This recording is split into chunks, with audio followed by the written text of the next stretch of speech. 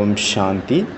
Life and meditation அப்படிங்கிற ஒரு புத்தகத்தில் சுவாமி சின்மயானந்தர் ஒரு கதையை ஷேர் பண்ணியிருக்கிறாரு. ஒரு 3 மாடி பில்டிங் இருந்தது. அங்கே பார்த்திங்கன்னா நெருப்பு பிடிச்சிருச்சு. எல்லாரும் சிதறி ஓடுறாங்க. நெருப்பு கொஞ்சம் அதிகமாகவே பிடிச்சிருச்சு. கீழே பார்த்திங்கன்னா அந்த தீயணைப்பு படை இருக்காங்க, நிறைய பாதுகாப்பு வீரர்கள் இருக்காங்க. ஆனால் யாரும் போகலை, மேலே போக விரும்பலை. வெளியிலேருந்து தண்ணி மூலமாக அணைக்கி ட்ரை பண்ணிகிட்டு இருக்காங்க. அப்போ ஒரு மாதாஜி அங்கே இருந்தாங்க. அவங்களுக்கு தெரிய வருது அவங்களுடைய குழந்தை 3வது மாடியில் இருக்குது அப்படின்னு. அப்போ அந்த நேரத்தில் சொல்கிறாரு அந்த தீயணைப்பு வீரர், 40 வருஷம் எக்ஸ்பீரியன்ஸ் அவர் சொல்கிறாரு, யாரும் உள்ளே போயிடாதுங்க, எரிஞ்சு சாம்பல் ஆயிடுவீங்க அப்படிங்கிறாரு. ஏன்னா நெருப்பு ரொம்ப பயங்கரமாக எரிஞ்சிட்டு இருந்தது. அந்த வீட்டினுடைய எந்த ஒரு மூலையும் அந்த மாதிரி இல்லை, ஃபுல்லாகவே நெருப்பு பிடிச்சிச்சு. அந்த மாதாஜி அதை கேட்டுட்டு தான் இருக்கிறாங்க. ஆனாலும் எப்போ அவங்களுக்கு தெரிய வந்ததோ தன்னுடைய குழந்தை 3வது மாடியில் உள்ளே மாட்டிகிட்டு இருக்கு அப்படின்னு சொன்னோன்னே அவங்க அதுக்குள்ளே ஸ்பீடாக குதிச்சிட்டாங்க. எல்லாரும் தடுக்கிறதுக்கு முயற்சி பண்ணுறாங்க, போகாதன்றாங்க. ஆனாலும் அவங்க குதிச்சிட்டாங்க. அந்த மாதாஜி கொஞ்ச நேரம் ஒரு சப்தமும் இல்லை. கொஞ்ச நேரம் கழித்து அந்த மாதாஜி தன்னுடைய அந்த குழந்தைய தூக்கிட்டு வெளியே வந்துடுறாங்க. அவங்களுக்குள்ளே எந்த ஒரு பாதுகாப்பாக வெளியே வந்துட்டாங்க. ஒரு நெருப்பும் பிடிக்கல. அவங்களுடைய சேரீயில் கூட தீ பிடிக்கலை கொஞ்சம் கூட. அந்த புத்தகத்தில் சொல்லியிருக்காங்க, இது ஒரு மேஜிக்னு தான் சொல்லணும். அதுவே கொஞ்ச நேரம் கழித்து அந்த மாதாஜிகிட்ட சொல்கிறாங்க, அந்த தாய்கிட்ட, இதை பாருங்கள் சுற்றி நெருப்பு பிடிச்சிருக்கு, எவ்வளோ நெருப்புன்னா அவங்க பயந்துருவாங்க. இப்போ அவங்களுக்கு சுத்தமாக தைரியமே இல்லை. அவங்க நெருப்பை பார்த்து ரொம்ப பயந்து போயிருக்காங்க. அப்படின்னா அது என்ன? அந்த நேரத்தில் அவங்களுக்கு எந்த ஒரு பயமும் இல்லை, ஆனால் இப்போ பயப்படுறாங்க. தன்னுடைய சொந்த இரத்தம், அப்புறம் அன்பு, ஒரு தாயினுடைய அன்பானது பயத்தை விட சக்தி மிக்கது. அதனால் அவங்க குதிச்சிட்டாங்க, திரும்ப குழந்தையோடு வந்தாங்க. அவங்க முன்னாடி ஒரு லட்சியம் இருந்தது, அவங்க முன்னாடி ஒரு அன்பு இருந்தது. ஆனால் அந்த பெண்மணி 24 மணி நேரமும் ஒரு வீராங்கனையாக, ஒரு போர் வீரராக, அல்லது அந்த தீயணைப்பு வீராங்கனையாக அவங்களால இருக்க முடியாது. ஏன்னா குழந்தையை காப்பாற்றிட்டாங்க. இப்போ அவங்களுக்குள்ள ஒரு லட்சியமும் இல்லை. ஒருவேளை ரொம்ப சாதாரணமான ஒரு மனிதர் இருக்கிறாரு, ஆனாலும் அவங்க முன்னாடி ஒரு லட்சியம் வந்துருச்சு அப்படின்னா, லட்சியம் வச்சிட்டாங்க அப்படின்னா அனைத்து சக்திகளும் அந்த இடத்துல ஒன்று கூடிடுது. சக்திகளுடைய ஜுண்டு, ஒரு கூட்டம் அங்கே கூடிடுது. அந்த ஊர்ஜாவினுடைய கற்பனை கூட யாரும் பண்ணியிருக்க முடியாது. அந்த அளவு அங்கே சக்திகள் திரண்டுறோம். அந்த மாதிரி சக்தி அங்கே தோன்றுது. எப்போ அப்படின்னா, எப்போ ஒரு மகான் லட்சியம் அங்கே நிறைவேறுதோ, அங்கே எடுக்கப்படுதோ அப்போ. இதே மாதிரி ஒரு சேம் கதை நீங்கள் எல்லாரும் கேட்டிருப்பீங்க. மகாராஷ்டிராவினுடையது, சிவாஜி மகாராஜனுடைய காலத்தில் உள்ளது, சத்ரபதி சிவாஜியினுடைய காலத்தில் உள்ளது. அவங்க பேர் இரக்னி. அவங்க டெய்லி கோட்டைக்குள்ளே போயிட்டு இருந்தாங்க. ராய்கட் அப்படிங்கிற அந்த கோட்டைக்குள்ளே டெய்லி பால் விற்கிறதுக்காக போயிட்டு வந்துட்டு இருந்தாங்க. காலையில் போவாங்க, சாயங்காலம் திரும்பி வந்துடுவாங்க. அப்புறம் அதே மாதிரி ஒரு நாள் பார்த்தீங்கன்னா ரொம்ப அதிகமாக டைம் ஆயிடுச்சு. அதனால் அங்கே பூட்டிட்டாங்க, க்ளோஸ் பண்ணிட்டாங்க அந்த கோட்டை கதவுகள். கேட்டு மாஸ்டர் செக்யூரிட்டிகிட்ட அவங்க கேட்டாங்க, என்னுடைய குழந்தை தனியாக இருக்குது வீட்டில், ப்ளீஸ் என்னை விட்டுருங்க அப்படின்னு. ஆனால் நியமம்னா நியமந்தான் அப்படின்ட்டாங்க. கோட்டை கதவுகள் மூடிடுச்சு, சாயங்காலம் ஆகிடுச்சு, இனி நாளை காலையில் தான் திறக்கும், அப்போ போங்க, அது வரைக்கும் இங்கே என்ன பண்ணுங்கள், வெளியான நாங்கள் திறக்க மாட்டோம் அப்படின்ட்டாங்க. அந்த கோட்டைகள் பார்த்திங்கன்னா ரொம்ப மலைகள் சூழ்ந்தது. மலைகள் சூழ்ந்துருக்குது. மெயின் கேட் வழியாக தான் போக முடியாது. சுற்றி பார்த்திங்கன்னா மற்ற இடத்துலலாம் மலைகள் கோட்டை போல் இருக்குது. இருட்டாயிடுச்சு. அவங்க அந்த தாய் மேலே, இப்போ மலைக்கு மேலே இருக்காங்க அந்த கோட்டைக்குள்ளே. அவங்களுடைய குழந்தை கீழே இருக்குது, மலைக்கும் கீழே. இப்போ அவங்க என்ன பண்ணுவாங்க? ராத்திரி ஃபுல்லாக அங்கே தங்கிட்டு காலையில் இறங்குவாங்களா? காலையில் கீழே வருவாங்களா? அவங்க அந்த ராத்திரியில் இரவுலேயே அவங்களுக்கு எந்த ஒரு பயிற்சியும் கிடையாது, அவங்க ஒரு வீராங்கனை கிடையாது, அவங்க ஒரு குடும்ப தலைவி, சாதாரண ஒரு பெண். அவங்க அந்த இருட்டில் அந்த மலைகள் வழியாக இறங்குறாங்க, செங்குத்தான அந்த பாறைகள் இருந்த மலையில். அவங்கள தூண்டி விட்டது யார்? தூண்டுதல் கொடுத்தது யார்? ஒரே ஒரு லட்சியம், ஒரே ஒரு அன்பு, ஒரு பாவனை அங்கே வேலை செஞ்சுது, ஒரு எமோஷன் அங்கே வேலை செஞ்சுது. அவங்களுக்குள்ள எல்லா சக்திகளும் ஒன்று சேர்ந்து அங்கே விழிப்புணர்வு பெற்றுவிட்டது. அவங்க சாதாரண பெண்மணியிலிருந்து ஒரு வீராங்கனையாக அந்த இடத்துல உருவெடுத்துட்டாங்க. மலையில் இறங்கிட்டாங்க கீழே. அப்புறம் அடுத்த நாள் வந்து சிவாஜி மகாராஜுக்கு இந்த விஷயம் தெரிய வருது. அவர் ஆச்சரியப்படுறாரு. இப்போ இறங்குங்க பார்க்கலாம், இப்போ ஏறுங்க பார்ப்போன்னா அவங்க ஐயோ ஐயோ எனக்கு முடியாது அப்படிங்கிறாங்க. அப்போ அந்த நேரத்தில் எந்த சக்தி வந்து உங்களுக்குள்ள இறங்குச்சு, அதனால் நீங்கள் இறங்கிட்டீங்க கீழே. அந்த கோட்டை அவ்வளோ வலுவான கோட்டை, பகல் நேரத்தில் கூட யாரும் ஏறி இறங்க முடியாது. அதனால தான் அந்த சிவாஜி மகாராஜனுடைய கோட்டை ரொம்ப எதிரிகள் உள்ளே வர முடியாது, போக முடியாது, அந்த மாதிரியான ஒரு கோட்டை. அதை ஒரு சாதாரண பெண்மணி அதை கடந்துட்டாங்க. அப்படிங்கிற போது அவருக்கு அது எப்படி கடந்தாங்க அப்படின்னு கேட்குறதுல ரொம்ப ஆர்வமாக இருந்தது. ஆனால் அவங்களால சொல்ல முடியல. ஏன்னா அவங்களுக்கு அங்கே அந்த நேரத்தில் ஒரே ஒரு லட்சியம்தான் இருந்தது, என்னுடைய குழந்தை தனியாக இருக்குது, என்னுடைய குழந்தை தனியாக இருக்குது அப்படின்னு. ஒரு பெண்மணி வந்து அதை செய்து காட்டிட்டாங்க, வீரர்களால் முடியாத விஷயத்தை. எப்போ வந்து ஒரு மகான் லட்சியம் நமக்குள்ளே ஏற்படுதோ, நம்ம வைக்கிறோமோ, அந்த நேரத்தில் எல்லா சக்திகளும் அங்கே ஒன்று திரண்டுருது, தேடி வருது, அவங்கள தேடி. இப்போ வரைக்கும் அந்த இடத்துல அந்த பெண்மணியினுடைய சிலை அங்கே நிற்குது. சிலை வச்சிருக்காங்க அவங்களுடைய நினைவார்த்தமாக. சாதாரண ஒரு பெண்மணிக்குள்ள இவ்வளோ சக்தி எங்கிருந்து வந்தது? ஒரு லட்சியத்தின் காரணத்தினால, ஒரு அன்பின் காரணத்தினால. ஒருவேளை ஃபுல் டேயில் நமக்குக்கிட்ட கொஞ்சம் கூட ஒரு விஷயத்தில் ஒரு லட்சியமும் நமக்கு இல்லை அப்படின்னா ஃபுல் டே சாதாரணமாகவே போயிடும்.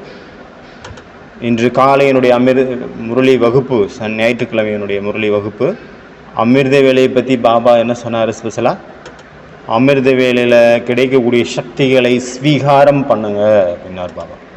அமிர்த வேலையில் கிடைக்கக்கூடிய சக்திகள் அவ்வளோ, எல்லா சக்திகளும் வருது, பாபா நமக்கு கொடுக்குறாரு, அதை ஸ்வீகாரம் பண்ணுங்க.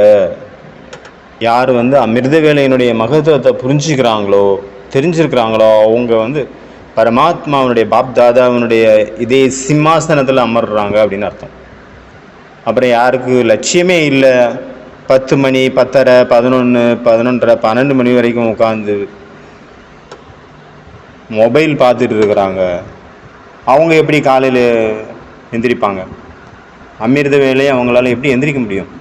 உலகத்தில் உள்ளவங்க 8 மணி நேரம் தூங்குறாங்க, உங்களுக்கு அதில் பாதி தான் வேணும் அப்படிங்கிறார் பாபா. இது சாகார மகா வாக்கியம். இது தூங்குவதற்கான நேரம் அல்ல, இது வந்து விழிப்பதற்கான நேரம். எப்போ வந்து மற்ற உலகம் ஃபுல்லாக தூங்குறாங்களோ அப்போ ஒரு யோகியானவர் விழித்தெழுந்து அந்த அமைதியில் தபஸ்யா பண்ணுறாரு. தபஸ்யா எப்போவுமே அமைதியான சூழலில் தான் செய்கிறான். தபஸ்யா எப்போ செய்வாங்க? எப்போ வந்து ஆழ்ந்த அமைதி இருக்குமோ அப்போ தான். அந்த 2 மணிலேருந்து 5 மணி வரைக்கும் எப்படி இருக்கும்?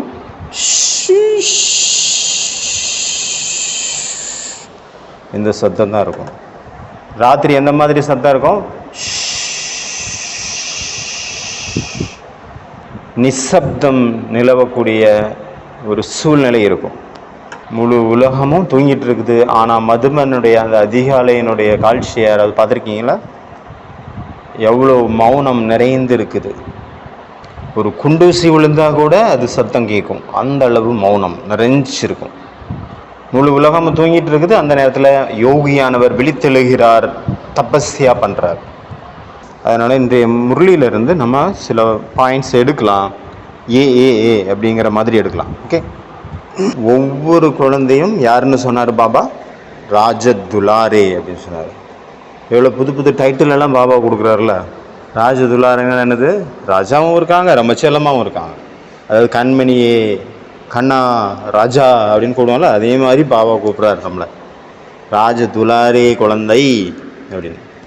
ஒவ்வொரு குழந்தையும் ரொம்ப செல்லமான குழந்தைங்க. கூடவே ஒவ்வொரு குழந்தைகளுக்கும் 3 சிம்மாசனம் கிடச்சிருக்குது. அது என்ன சிம்மாசனம்? ஒன்று சுயராஜ்யத்தினுடைய சிம்மாசனம், ரெண்டாவது விஸ்வராஜ்யத்தினுடைய சிம்மாசனம், அப்புறம் பரமாத்மாவனுடைய இதய சிம்மாசனம். இந்த சிம்மாசனத்தில் யார் உட்கார முடியும்? இந்த சிம்மாசனத்தில் யார் உட்கார முடியும் அப்படிங்கிறத வேற ஒரு முரளியில் பாபா சொல்லியிருந்தார். 2010 அக்டோபருடைய முரளி.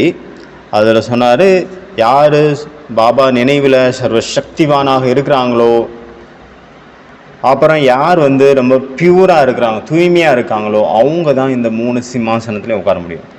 இந்த சிம்மாசனங்கிறது தூய்மையானவங்க மட்டும்தான் உட்கார முடியும். தூய்மை இல்லாதது அங்கே பட்டுடுச்சு அப்படின்னா என்ன ஆகும்? அது நழுவி போயிடும். அப்போ பகவானுடைய இதே சிம்மாசனத்தில் உட்காரணும் அப்படின்னா ரொம்ப ரொம்ப முக்கியமானது எது? தூய்மை. ஒருவேளை புத்தி உங்களுக்கு ரொம்ப புத்திசாலித்தனமாக நீங்கள் இல்லைனாலும் பரவாயில்ல, உங்களுக்கு எந்த ஒரு ஞான பாயிண்ட்டும் ஞாபகம் இல்லைனாலும் பரவாயில்ல, சேவை என்னால் செய்ய முடியாது அப்படின்னாலும் பரவாயில்ல, ஆனால் ரொம்ப முக்கியம் எது? தூய்மை தான் ரொம்ப முக்கியம். எல்லா ராஜ்யமும் இருக்குது, ஆனால் சுயராஜ்யம் இல்லைன்னா என்ன ஆகும்? மனிதன் அலைஞ்சிட்டு இருக்கிறான் அப்படின்னு அர்த்தம். ராஜ்யம் இல்லைங்க. ரெண்டாவது பாயிண்ட் பார்த்தீங்கன்னா, ஒரே ராஜ்யம், ஒரே தர்மம், ஒரே சட்டம் மற்றும் ஒழுங்கு, லா அண்ட் ஆர்டர். அதனால பாபா கேட்குறாரு, ஒரே ராஜ்யம் தானே, மாயாவுடைய ராஜ்யம் நடுவில் இல்லையே, திருப்தியாக இருக்கீங்களா? தடைகள் இல்லாமல் இருக்கீங்களா? அகண்ட ராஜ்யமாக இருக்குதா? திருப்தியான ராஜ்யமாக இருக்குதா? தடை இல்லாத ராஜ்யமாக இருக்கா? அகண்ட ராஜ்யமாக இருக்குதா? 2 ராஜ்யம் இல்லை தானே. ஒரு பக்தர் இருந்தார், அவர் டெய்லி கோவிலுக்கு போயிட்டு இருப்பார். ஆனால் அவர் வீட்டை பூட்டிட்டு கோவிலுக்காக அவர் எப்போ ஸ்டெப்பு எடுத்து வைக்கிறாரோ அப்போ ஒரு 10 ஸ்டெப்பு நடந்த உடனே அவருக்கு டவுட் வந்துடும், நான் வீட்டை பூட்டினா இல்லையா. மறுபடியும் போய் பூட்டை பிடிச்சி பார்ப்பார், ஒழுங்காக பூட்டியிருக்கா, வேறு எங்கேயாவது மாற்றி பூட்டியிருக்கனா அப்படின்னு. அப்புறம் மறுபடியும் நடக்க ஆரம்பிப்பார். இன்னும் கொஞ்சம் தூரம் போனோன்னா மறுபடியும் திரும்பி பார்ப்பார், நான் பூட்டு ஒழுங்காக பூட்டியிருக்கனா இல்லையா அப்படின்ட்டு. அதனால் எப்போவுமே அவருடைய புத்தியில் இந்த ஒரு விஷயம் நிலையாக இருந்துகிட்டு இருந்தது, நான் ஒழுங்காக பூட்டியிருக்கேனா, பூட்டணும், இல்லைனா எதாவது திருடர்கள் யாராவது திருடிடுவாங்களா அப்படின்ட்டு அந்த மாதிரி ஒரு டவுட் இருந்துகிட்டே இருந்தது உள்ளுக்குள்ளே. அப்புறம் கோயிலுக்கு போயாச்சு. கோயிலில் போய் அவர் சாமி கும்பிட்டுட்டு இருக்கும்போது கூட அவருக்கு அந்த பூட்டு தான் ஞாபகம் வந்துகிட்டே இருக்கும். ஆனால் மனிதர்கள் ஏதாவது சொல்லுவாங்களே அப்படின்ட்டு அவர் போக மாட்டார். ஆனால் பூட்டிருப்பனா, யாரும் திருட வந்திருக்க மாட்டாங்களே, இந்த மாதிரி எண்ணம் அவருக்கு ஓடிட்டே இருக்கும். அவர் பிரார்த்தனை பண்ணுறாரு, பூஜை பண்ணுறாரு, மந்திரம் ஜபிக்கிறாரு. ஆனாலும் அவர் புத்தி எங்கே இருந்தது? எப்போ அவர் பூஜை முடிஞ்சு போய் பார்க்குறாரு, பூட்டு இருக்கு அப்படின்னு அவர் பார்த்த பிறகு தான் அவருக்கு ஒரு மனசு நிம்மதி கிடைக்கும், மனசு சாந்தி கிடைக்கும். ஆனால் அவர் நல்ல பக்தர், அவர் டெய்லி போயிடுவார் கோவிலுக்கு. ஒரு நாள் பார்த்தீங்கன்னா அவருக்கு பயங்கரமான ஒரு பெரிய பிரச்சனை வந்துருச்சு அவர் லைஃப்பில். அப்போ அவங்க கோயிலில் போய் கடவுள்கிட்ட சொல்கிறாரு, நான் உன்னுடைய பக்தியை உண்மையான மனசோட நான் செஞ்சுருந்தேன் அப்படின்னா, நான் புண்ணியம் நிறைய செஞ்சுருந்தேன் அப்படின்னா நீங்கள் தான் எனக்கு ஹெல்ப் பண்ணணும் அப்படிங்கிறாரு. திடீர்னு பார்த்தீங்கன்னா அவருக்கு மேலே சாவி மலை போல் பொழியுது. அப்போ அவர் கேட்குறாரு, இது என்ன கடவுளே அப்படின்னு கேட்குறாரு. உடனே கர்ப்பகிரகத்திலிருந்து சுவாமி சொல்லுது, இத்தனை வருஷமாக நீ கோவிலுக்கு வர்ற, இத்தனை வருஷமாக பூஜை பண்ண, என்ன பண்ண, எதை நினச்சிட்டு இருந்த? பூட்டை நினச்சிட்டு இருந்த. அப்போ நான் அதனால் எதை நினச்சிட்டு இருந்த? பூட்டை நினச்சிட்டு இருந்த. பக்தி அப்போ எதுக்கு பண்ண? பூட்டுக்கு பண்ணிகிட்டு இருந்த. பூட்டு திருப்தி அடைஞ்சிருச்சு உன்னுடைய பக்தியில். அதனால் பூட்டு திருப்தி அடைஞ்சிருச்சுன்னா அதனுடைய என்ன மழை பெய்யும்? சாவி தான் மழை பெய்யும், சாவியாக பெய்யும். ஏன்னா திருப்தி அடைஞ்சது பூட்டு. The path is narrow. அந்த வழி பார்த்தீங்கன்னா ரொம்ப குறுகலான வழி. இந்த வழியில் 2 பேர் போக முடியாது, ஒரு ஆள் தான் போக முடியும், ஒரு ஆள் மட்டும்தான் போக முடியும். ஒன்று ராம் போகலாம், இல்லைன்னா ராவணன் தான் போகும். ராமர் போவார், இல்லைன்னா மாயா போவோம். ஏன்னா 2 பேர் சேர்ந்து போக முடியாது. அதனால் தனியாக ஒருத்தர் தான் போகணும், அதுவும் தனியாக தான் போகணும். எந்த ஒரு மனிதரையும் நம்ம கூட கூட்டிகிட்டு போக முடியாது. எந்த ஒரு மனிதனையும் நீங்கள் நண்பர்களாக மாற்றிருக்கீங்க, அவங்கள துணைவர்களாக ஆக்கியிருக்கீங்க அப்படின்னா நீங்கள் போக முடியாது. The path is narrow. ஏன்னா அந்த வழி ரொம்ப சின்ன வழி. அதனால் ஒரே ராஜ்யம், அகண்ட ராஜ்யம், நிர்விக்ன ராஜ்யம். பாபா என்ன சொல்கிறார்? 2 ராஜ்யம் இருக்குதா? மாயாவுடைய ராஜ்யமும் இருக்குது, என்னுடைய ராஜ்யமும் இருக்குது, 2மே ராஜ்யம் பண்ணுதா அப்படின்னு கேட்குறாரு இல்லையா? 1 மணி நேரம் மாயாவனுடைய ராஜ்யம், அடுத்த 1 மணி நேரம் பாபாவனுடைய ராஜ்யம். அப்படி இருக்கா? அப்புறம் மறுபடியும் மாயா ராஜ்யம் பண்ணுது. இந்த மாதிரி மாற்றி மாற்றி ஆல்டர்னேட்டாக ராஜ்யம் நடந்துட்டு இருக்குதா உங்களுக்குள்ள? மாயா மற்றும் பாபாவனுடைய ராஜ்யம் மாறி மாறி பேலன்ஸ்டாக ராஜ்யம் நடந்துட்டு இருக்குதா? இதுக்காக என்ன வேணும்? மோட்டிவேஷன், உந்துதல். மன உந்துதல் நிலையாக இருக்கணும், பெர்மனண்டா. நான் மதுபனில் வந்தேன், 15 நாள் நல்லா யோகா பண்ணேன், என்னுடைய புருஷார்த்தனுடைய கிராஃப் மேலே போயிடுச்சு. இங்கேருந்து போன பிறகு இல்லை, அப்ரோடு போனவொடனே முடிஞ்சு கதை. ட்ரெயினில் உட்கார்ந்தவொடனே அந்த உலகத்துக்குள்ளே என்ட்ரு ஆகிட்டீங்க. அப்புறம் ஊர் சேரும்போது வேற ஒன்று ஸ்டார்ட் ஆயிடுது. 15 நாள் செஞ்ச பட்டியனுடைய ஒரு சிறு அசர் கூட அங்கே இருக்காது, 0. ஆகையினால நிரந்தரமாக தன்னைத்தானே மோட்டிவேஷனில் வச்சுருக்கணும், கொடுக்கக்கூடிய அந்த ஊக்க நிலையில், உற்சாக நிலையில் வச்சுருக்கணும். டெய்லி அமிர்த வேலை மற்றும் டெய்லி முரளியை சிந்தனை பண்ணணும், முரளியை ஸ்டடி பண்ணணும், முரளியை கேட்கணும். டெய்லி யோகாவுனுடைய புது புது பிரயோகம் பண்ணணும். இதுதான் தபஸ்யா. தபஸ்யானா என்ன? நிரந்தரமான செயல்.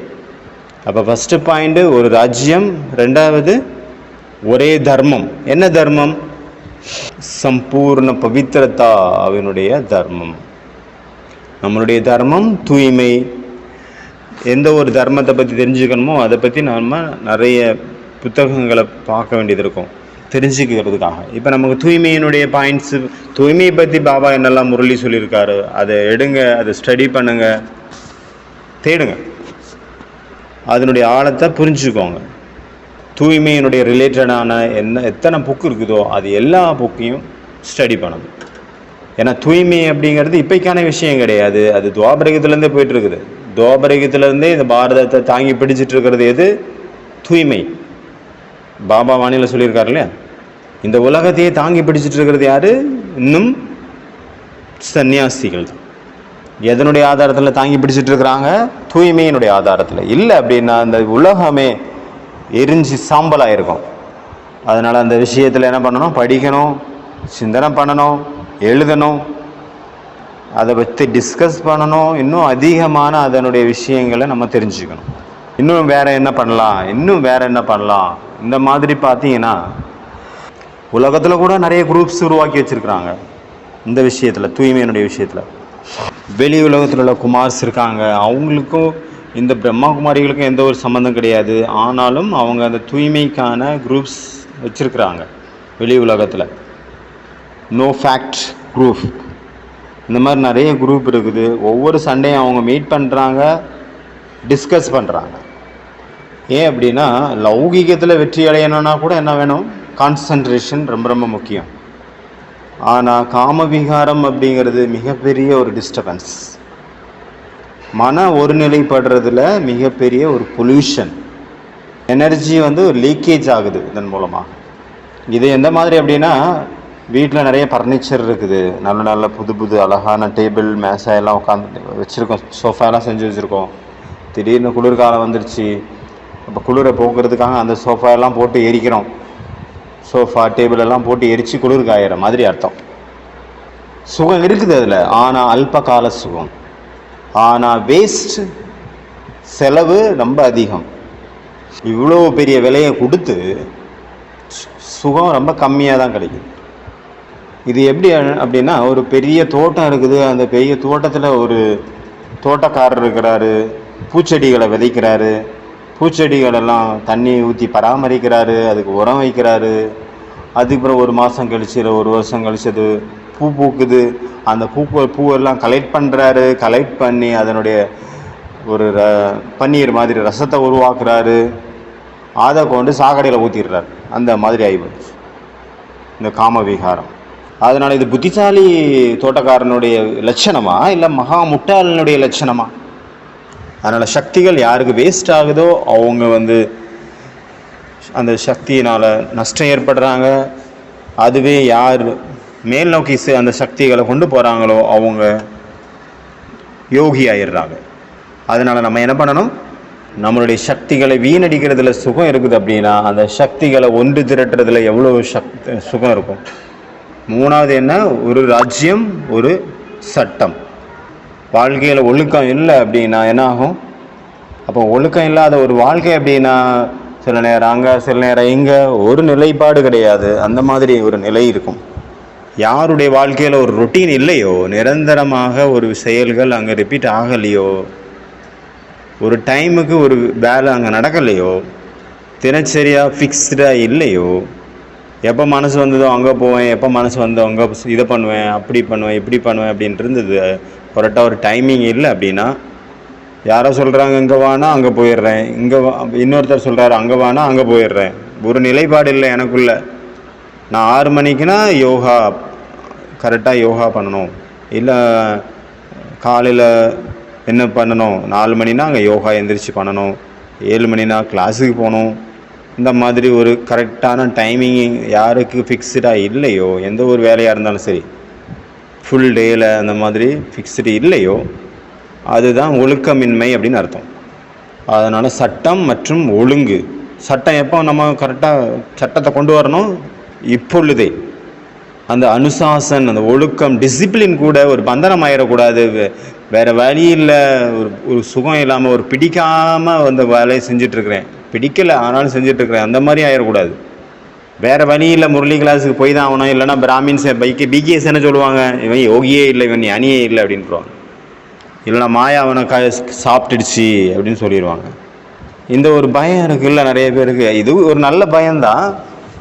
ஆனால் ஒழுக்கமாக டிசிப்ளின் அப்படின்னா அது வேறு வழி இல்லாமல் இருக்கக்கூடாது, ஈஸியாக சகஜமாக இருக்கணும்.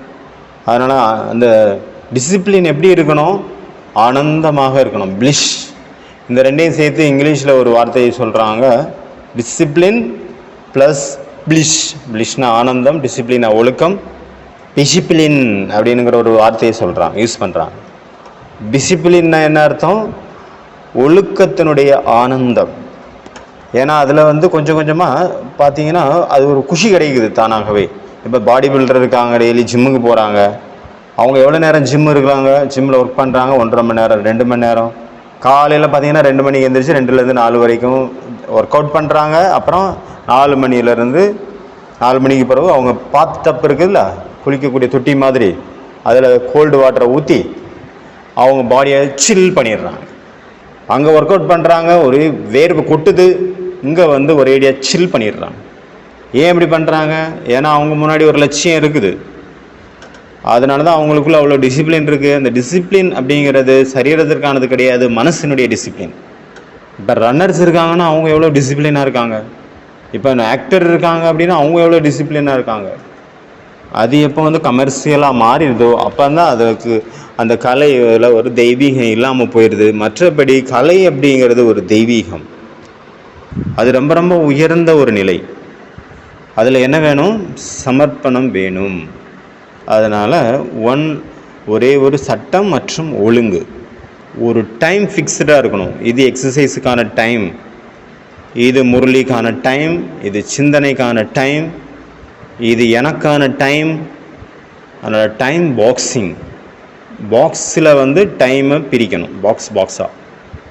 இப்போ இங்கே இருக்கிறீங்க, அங்கே போகணுன்னு சொல்லணும், அங்கே போயிட்டீங்க, இங்கே போகணுன்னு சொல்லணும், இங்கே போயிட்டீங்க. உங்களுக்குள்ள ஒரே விஷயம் ஒழுங்காக இல்லை, நடைமுறையில் ஒரு கண்ட்ரோல் இல்லை.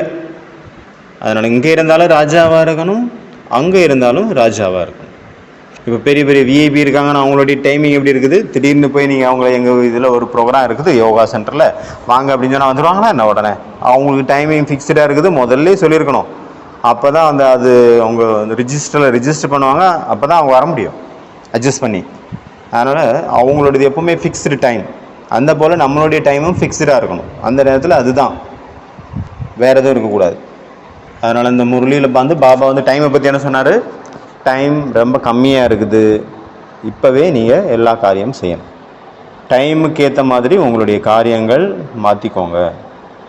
அடுத்த பாயிண்ட் ஒரு அனுபவம். 3வது பாயிண்ட் ஒரே அனுபவம்.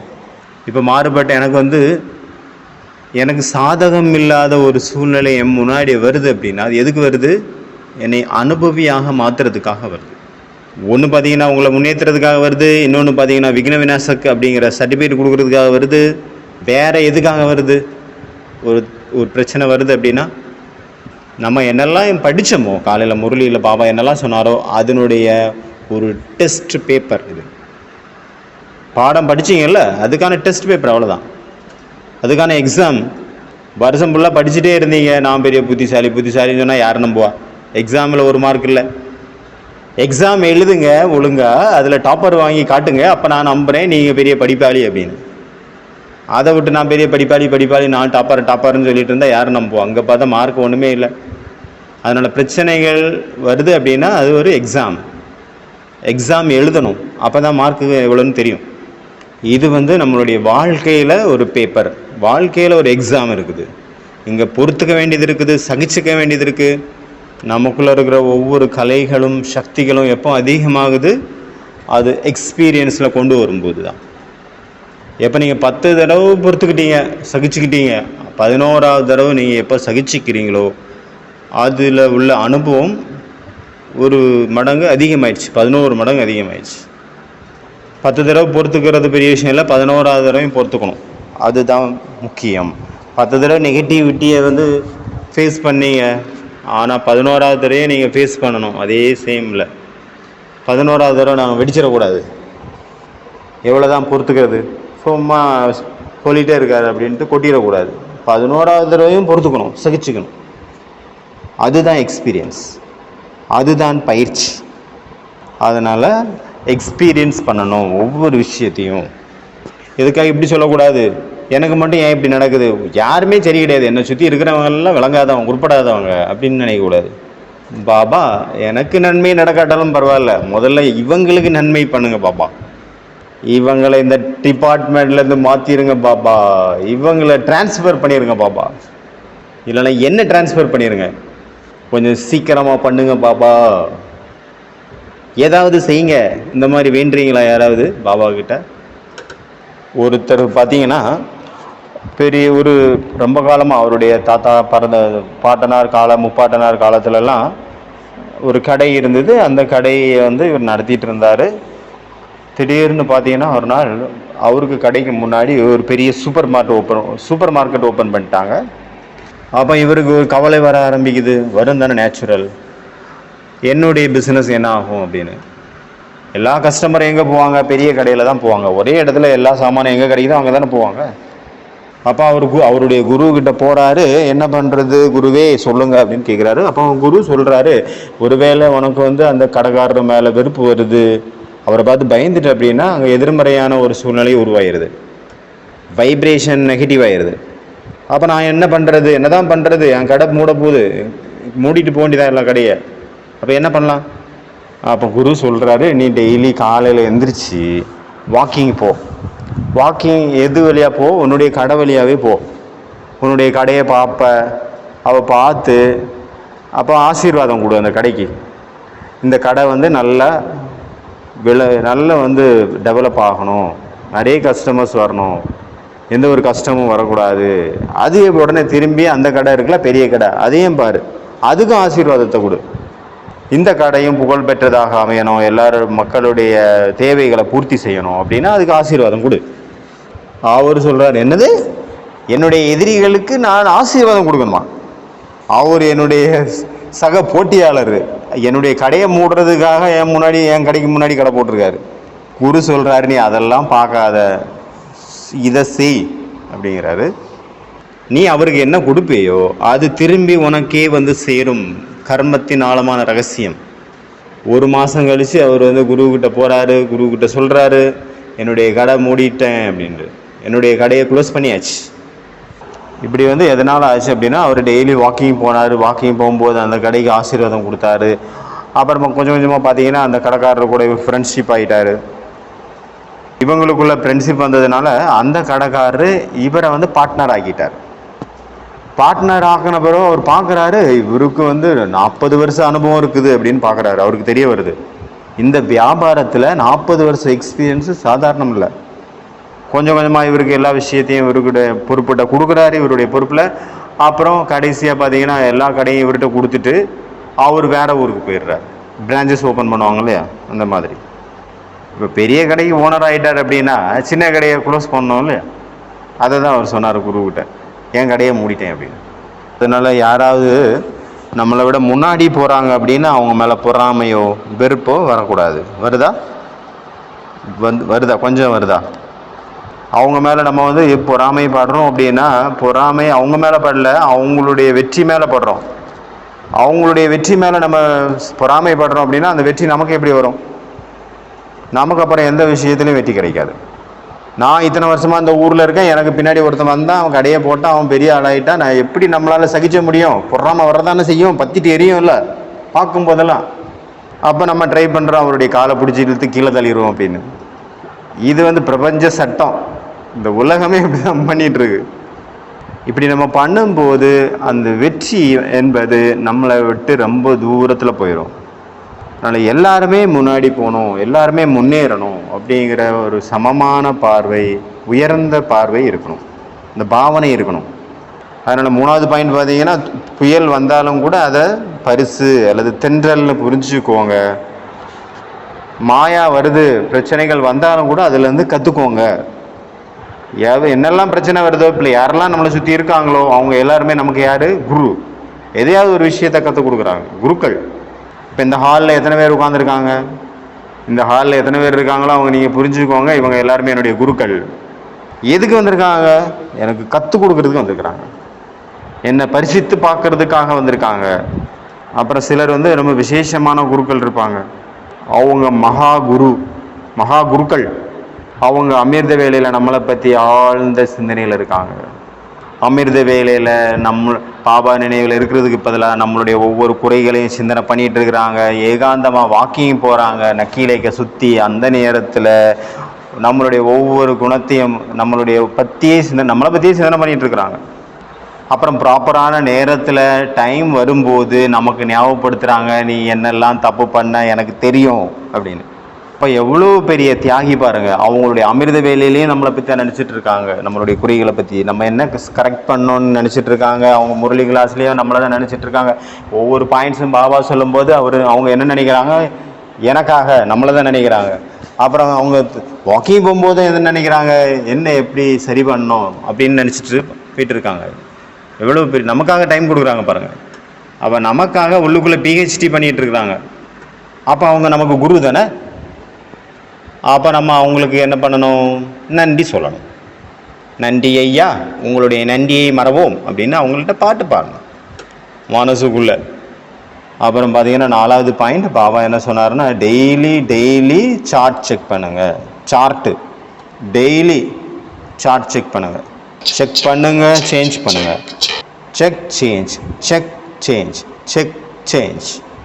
செக் பண்ணுங்கள். ஏதாவது குழப்பம் இருக்கா? சேஞ்ச் பண்ணிடுங்க. இந்த ப்ராசஸ் எது வரைக்கும் நடக்கணும்? அதுக்கு காலம் கிடையாது, கடைசி வரைக்கும் நிரந்தரமாக. ஒரு நாள் கூட மிஸ் ஆகிடக்கூடாது. நம்மளை பற்றி நமக்கு அதிகமாக தெரியறதில்ல. ஏன்னா யார் தூரமாக இருக்காங்களோ அவங்களுக்கு பார்த்திங்கன்னா ரொம்ப நல்லா தெரியும், மற்றவங்களுக்கு நல்லா தெரியும். நமக்கு தெரிய மாட்டேங்குது நம்மளுடைய குறைகள், நமக்குள்ளே என்ன இருக்குது என்ன இல்லை அப்படின்னு. மற்றவங்களுக்கு சூப்பராக தெரியும். அடுத்தது பார்த்திங்கன்னா டைம் சொன்னார் பாபா. வந்து டைம் வேஸ்ட் பண்ணக்கூடாது, ஒரு செகண்ட் கூட வேஸ்ட் பண்ணக்கூடாது. டைம் நம்மளுடைய எமோஷ்னல் லீக்கேஜ் ஆகட்டும், இல்லை டைம் வேஸ்ட் ஆகட்டும், அதை வந்து நோட் பண்ணி அதை வந்து குறிப்பெழுதி வைக்கணும். நம்ம எந்த ஒரு விஷயத்தை ஃபோன்லேயோ இல்லை ஸ்தூலமாகவோ பார்த்துட்டோமோ அது உள்ளே போய் உட்காந்துக்குது. அதன் மூலமாக என்ன சிந்தனைகள் நமக்குள்ளே எழுதோ அதில் வந்து நம்ம சக்திகள் விரயமாகுது. நம்மளுடைய எல்லா சக்தி, யோக சக்தி ரொம்ப கஷ்டப்பட்டு ஒரு மாதம் ஒரு வாரம் நம்ம சேர்த்த சக்தியை அது இழுத்துக்குது. இப்போ காலையில் எந்திரிச்ச உடனே ஒரு நெகட்டிவ் எண்ணம் வந்துருச்சு உங்களுக்குள்ளே.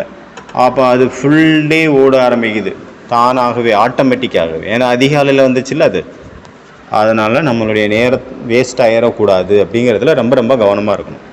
டைம் பாக்ஸிங் வந்து நீங்கள் ரெடி பண்ணணும். அதாவது என்ன அர்த்தம்னா 6லேருந்து 7க்குள்ளே நான் என்ன பண்ணணும், 7லேருந்து 8 மணிக்கு நான் என்ன பண்ணணும், 8லேருந்து 9 என்ன சோமான் வைக்கணும், என்ன சேவை இருக்குது அதுக்கேற்ற மாதிரி என்ன சோமான் நான் செட் பண்ணணும். இந்த மாதிரி ஒவ்வொரு டைமுக்கும் நம்ம சோமான் செட் பண்ணுறது. இல்லைன்னா ஏதாவது ஒரு காரியத்தை செட் பண்ணுறோம், நம்ம ஸ்தூலமான காரியம் நம்ம செய்ய தான் போகிறோம், அதில் வந்து ஒரு சுட்சமான ஒரு பாயிண்ட்டை அங்கே ஆட் பண்ணி வைக்கிறோம், அவ்வளோதான். இப்போ மதுபனுக்கு மதுபன் வர்றீங்க அப்படின்னாவே ஏற்கனவே அங்கே பிளான் பண்ணிட்டு வரணும். நான் இங்கே என்னெல்லாம் பண்ணுவேன், என்ன பண்ணணும் அப்படின்ட்டு. மதுபனில் போய் என்ன பண்ணணும்? 2 நாள் வெளியில் கடையில் போய் பர்ச்சேஸ் பண்ணோம்ப்பா. என்னெல்லாம் கிடைக்குதோ புதுசாக விலை குறைவா, சீரகம், மிளகு, முந்திரி, பிஸ்தா, பாதாம் எல்லாம் விலை கம்மியாமையாங்க. அதை கொஞ்சம் வாங்கி வச்சுக்கணும், மூட்டையில் ஏற்றிடணும், மூட்டை கட்டி வச்சுக்கணும். ஊரில் போய் விற்கணும், இல்லைன்னா நம்ம யூஸ் பண்ணிக்கலாம். அப்படியா? எத்தனை மணி நேரம் தபஸ்யா பண்ணணும் மதுபனில் போய். நான் பார்த்துருக்குறேன் நிறைய பேரை, எவ்வளோ தாய்மார்கள் இருக்காங்க, அவங்க முழுசாக தயார் பண்ணிட்டு வருவாங்க. என்ன பண்ணணும், என்ன எப்படி பண்ணணும், இது பண்ணணும், இது பண்ணணும், இது பண்ணணும் அப்படின்னு அவங்க ஃபிக்ஸ் பண்ணி எடுத்துகிட்டு வருவாங்க. டெய்லி 6 மணி நேரம் யோகா பண்ணணும் அப்படின்னு திட்டம் வகுத்துட்டு வருவாங்க. பாபா மீட்டில் வராங்கள அந்த அந்த மாதாஸ் லட்சியம் நீங்கள் வைக்காமல் வந்திருக்கீங்கன்னா என்ன பண்ணுவீங்க? அவரை பார்ப்பீங்க, இவரை பார்ப்பீங்க. இவர் நம்ம ஊர் தமிழ்நாடு பிரதர், மதுபன் வாசி, அவரை பார்ப்பீங்க, அங்கே போவீங்க, இங்கே போவீங்க. அவ்வளோதான், 5 நாள் முடிஞ்சு போச்சு. கிளாஸும் அட்டன் பண்ணியிருக்க மாட்டீங்க. எதுக்கு போனீங்க? எல்லாருக்கும் ஓம் சாந்தி சொல்கிறதுக்கு போனீங்களா? எல்லா மதுபன் வாசிகளையும் பார்த்து ஹா ஹா ஹான்னு பல்ல காட்டிட்டு ஓம் சாந்தி சொல்லிட்டு அவ்வளோதான், ஓம் சாந்தி. அப்படியா? ஒரு யோகா பண்ணல, ஒரு கிளாஸ் கேட்கல, ஒரு புருஷார்த்தம் பண்ணல. இதுக்கா 8000 ரூபா செலவு பண்ணிட்டு போனீங்க? இல்லை 10,000 ரூபா செலவு பண்ணிட்டு போனீங்க? செலவு பண்ணதுக்கான லாபமாவது கிடச்சிருக்கணும்ல. சரி, லாபம் வேண்டாம், அந்த அசலாவது எடுத்துருக்கணும்ல. அப்புறம் சொல்லுங்கள், என்ன நடக்குது, அங்கே என்ன நடந்தது, இங்கே என்ன நடந்தது, அப்புறம் கரடி வந்ததா இல்லையா, அப்புறம் மழை எப்படி இருக்குது, வெயில் எப்படி இருக்குது, இப்போ வெயில் கம்மியாக இருக்கா, அதிகமாக இருக்கா, அப்புறம் பிரம்மா போஜன் காலையில் நாஸ்தா என்ன, பிரம்மா போஜனில் என்ன, நைட்டு டின்னரில் என்ன, அப்படியே இட்லி கிடச்சா நல்லாயிருக்கும். சரி, ரசம் கிடச்சா இன்னும் ரொம்ப நல்லாயிருக்கும், நல்லா மூக்கு பிடிக்க சாப்பிட்லாம். ஒரே அஜீரணமாக இருக்குது. அப்புறம் எப்படி எல்பிஜி கேஸ் கிடைக்கலையாமே, எப்படி போகுது, என்ன நடக்குது, ஸ்டாக் இருக்குதா, எப்படி சமைக்கிறீங்க, என்ன பண்ணுறீங்க சொல்லுங்கள் பார்ப்போம். இப்படி ஊர் கதை, உலக கதை. இதில் 1 மணி நேரம் போச்சு. நான் ஒரு விஞ்ஞானி ஒரு கவிஞர் எழுதியிருக்காரு, இல்லைன்னா ஒரு ஸ்பீக்கர் எழுதியிருக்காரு. நான் பார்க்குற நிறைய பேர் டீ கடையில் நின்றுக்கிட்டு டீயை கிளாஸை கையில் வச்சுட்டு மணிக்கூர் கணக்கில் ஊர்கதை உலக கதையை பேசுகிறாங்க. ஒருவேளை இவங்க இந்த டைமை அவங்களுடைய லாங்குவேஜை டெவலப் பண்ணுறதில்ல, இல்லைனா புது பாஷையை கற்றுக்கிறதுல அவங்க யூஸ் பண்ணாங்க அப்படின்னா பெரிய ஸ்பீக்கர் ஆகிடலாம். இதே இதை அந்த லாங்குவேஜை யூஸ் பண்ணி அது இருந்தாங்க அப்படின்னா அப்போ அவங்களுடைய பேச்சுத்திறன் எவ்வளோ வளர்ந்துருக்கும். ஒரு ஹிந்தி லாங்குவேஜ், இங்கிலீஷ் லாங்குவேஜில் இந்த டைம் இந்த திறமையை யூஸ் பண்ணியிருந்தாங்கன்னா அப்போ எவ்வளோ டெவலப் ஆகிருப்பாங்க. ஆனால் என்ன பண்ணிகிட்டு இருக்காங்க? ஊர் கதை, உலக கதை, வேண்டிய கதை, வேண்டாத கதை, டைம் வேஸ்ட் பண்ணிகிட்ருக்குறாங்க. அப்புறம் கடைசி பாயிண்ட் பார்த்திங்கன்னா டோப்போமின் டம்பிங், டோப்போமின் லோடிங். அன்றைக்கி பார்த்தோம்ல எக்ஸாம் இந்த இதில் கூட போன சீரியஸில் டோப்போமின் அப்படிங்கிற அந்த சுரப்பி நம்மளுடைய உடம்பில் குஷியை கொடுக்கக்கூடிய சுரப்பி எது? கிளான்ஸ் எது? டோப்போமின். இப்போ நீங்கள் ஷார்ட்ஸ் பார்க்குறீங்க, ரீல்ஸ் பார்க்குறீங்க அப்படின்னா, ஐபிஎல் பார்க்குறீங்கன்னா ஒரே அடியாக மேலே போயிடுது அந்த டோப்போமினுடைய லெவல். ஆனந்தம், அதிகமான எக்ஸைட்மெண்ட்டு, ரொம்ப குஷி கொடுக்குது, ரொம்ப ஸ்பீடாக. கொஞ்ச நேரத்தில் இப்போ ஒரு 6 அடிச்சிட்டாரு ஐபிஎல்லில், அப்போ டோனி ஒரு அடி அடிச்சாரு, 6 போயிடுச்சு அப்படின்னா ஒரே அடியாக உச்சகட்டத்தில் குஷியில் போயிடுறாங்க. அப்புறம் குஷி சுத்தமாக போயிடுது. அதுக்கப்புறம் என்ன ஆகுது? அவங்க எம்டியாக ஃபீல் பண்ணுறாங்க, தனிமையாக ஃபீல் பண்ணுறாங்க, துக்கமாக ஃபீல் பண்ணுறாங்க. அதுக்கு பிறகு அது செலவாயிடுச்சுல, அந்த டோப்பமின் கொட்டிடுச்சுல, அதுக்கப்புறம் ஒன்றும் இல்லை, அதனால இந்த துக்கம், தனிமை ஃபீல் ஆயிடுது. அதே போல் தான் காமவிகாரம் அந்த டோப்போமினை சுரக்க வைக்குது டாப் லெவலில். அப்புறம் உடனே அடுத்த நிமிஷம், அடுத்த செகண்டே என்ன பண்ணுது? பச்சாதாபம், லேசான வெறுமைத்தன்மை, தனிமைத்தன்மையை ஃபீல் பண்ண வைக்குது. ஃப்ரஸ்ட்ரேஷன், எரிச்சல் வந்துடுது, டயர்டு வந்துடுது, யாருமே எனக்கு இல்லை அப்படிங்கிற மாதிரி ஃபீல் ஆகுது. ஏதோ ஒன்று டேஸ்ட்டாக சாப்பிட்டீங்க, ரொம்ப டேஸ்ட்டாக இருந்தது, டோப்போமின் டாப் லெவலில் சுரந்துருச்சு.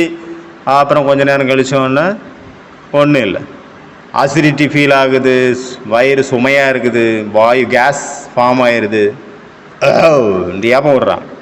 எந்திரிச்சிங்க, காலையில் 3 மணி தான் ஆச்சு, இப்போ 3 மணி தான் ஆச்சு, 3:30க்கு பாடுமே அதிகாலை விட்டது எழுவாய்.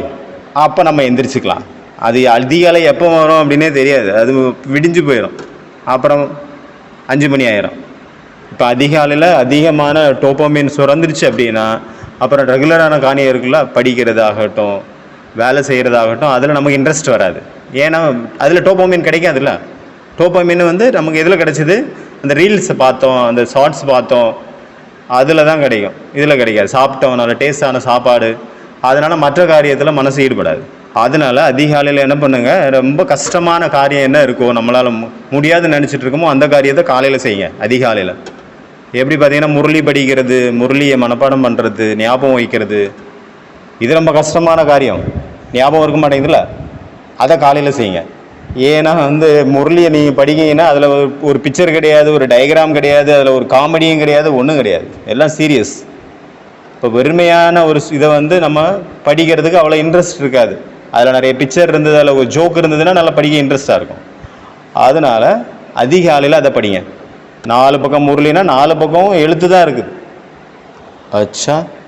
ஓம் சாந்தி.